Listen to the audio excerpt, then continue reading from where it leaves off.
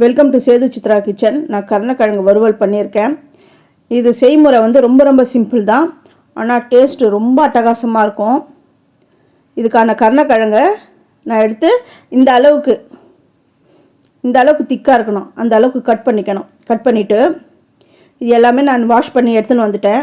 ஒரு குக்கரில் இதை நான் சேர்த்துடுறேன். இதை சேர்த்துட்டு இந்த காய்க்கு தேவையான அளவு மஞ்சப்பொடி, உப்பு வந்து கொஞ்சமாக போட்டுக்கணும். ஏன்னா ஏற்கனவே மசாலாவிலேயே நம்ம சேர்க்க போகிறோம், அதனால் உப்பு பார்த்து போட்டுக்கோங்க.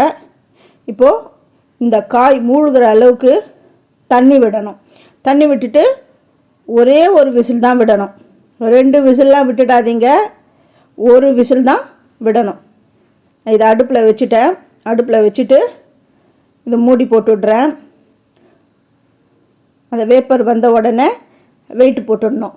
ஃபஸ்ட்டு என்னுடைய வீடியோ பார்க்குறவங்க சப்ஸ்கிரைப் பண்ணலைன்னா சப்ஸ்கிரைப் பண்ணுங்கள், ஆல் என்ற ஆப்ஷனை தொடுங்க. அப்போ தான் நான் போகிற ஒரு வீடியோவுடைய நோட்டிஃபிகேஷன் உங்களுக்கு காட்டும். இப்போது ஒரு விசில் வந்துடுது. அந்த ப்ரெஷர்லாம் போனதுக்கப்புறம் தான் இந்த வெயிட்டை நான் ரிலீஸ் பண்ணுறேன். இப்போ எடுத்து காட்டுறேன் பாருங்கள், நல்லா வெந்துடுது. முக்கியமாக ஒரு விசில் தான் விடணும். இது எப்படி வந்துடுதுன்னு பாருங்கள். அந்த கத்தியில் நான் அந்த கிழங்கை குத்தி காட்டுறேன் பாருங்கள், நல்லா உள்ள சாஃப்டாக போகுது பாருங்கள், நல்லா வெந்துடுது. இப்போ இதுக்கான மசாலாவை நான் ரெடி பண்ணுறேன். அதுக்கு முன்னாடி இந்த கருணக்கிழங்குல இருக்கிற தண்ணியெல்லாம் நான் இருத்துட்டு வந்துட்டேன்.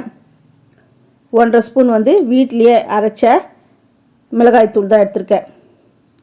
1 ஸ்பூன் வந்து சிக்கன் மசாலா எடுத்திருக்கேன். இது வந்து பெருங்காயத்தூள். உப்பு பார்த்து போட்டுக்கோங்க, ஏன்னா ஏற்கனவே நான் கிழங்குலேயும் உப்பு போட்டாச்சு, அதனால் உப்பு இதில் பார்த்து போட்டுக்கணும்.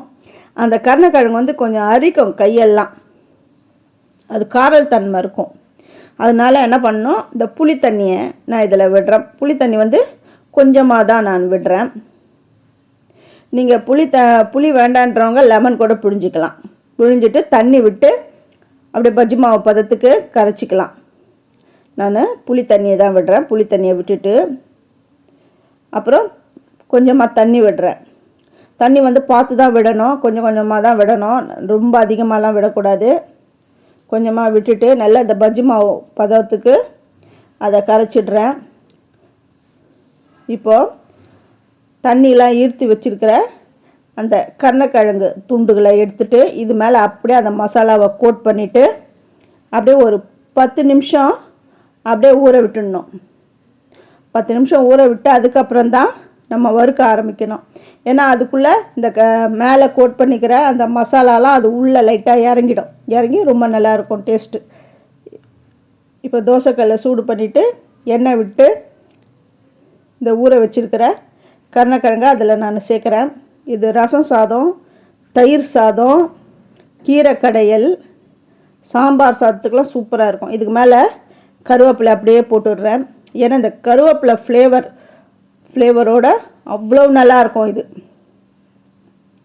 இதை நீங்கள் உங்கள் வீட்டில் செஞ்சு பார்த்துட்டு எப்படி வந்ததுன்னு எனக்கு கமெண்ட் பண்ணுங்கள். இதெல்லாம் நான் ரெகுலராக பண்ணுறேன், இதெல்லாம் என்ன பிரமாதமா அப்படிலாம் சொல்லாதீங்க. தெரிஞ்சவங்களுக்கு ஓகே, தெரியாதவங்களுக்கு நான் சொல்கிறேன். 2 பக்கமும் நல்லா வெந்துடுது பாருங்கள். வெந்ததெல்லாம் நான் இதில் எடுத்துட்டு அதுக்கப்புறம் செகண்ட் பேட்சும் நான் இதில் போட்டு வறுக்க போகிறேன். இந்த பாருங்க, செகண்ட் பேட்சும் போட்டு வறுத்துட்டேன். இதே மாதிரி எல்லாத்தையும் நான் வறுத்து எடுத்துகிட்டு உங்களுக்கு காட்டுறேன். இந்த ரெசிபியை பார்த்துட்டு எப்படி இருந்ததுன்னு எனக்கு கமெண்ட் பண்ணுங்க. தேங்க்யூ.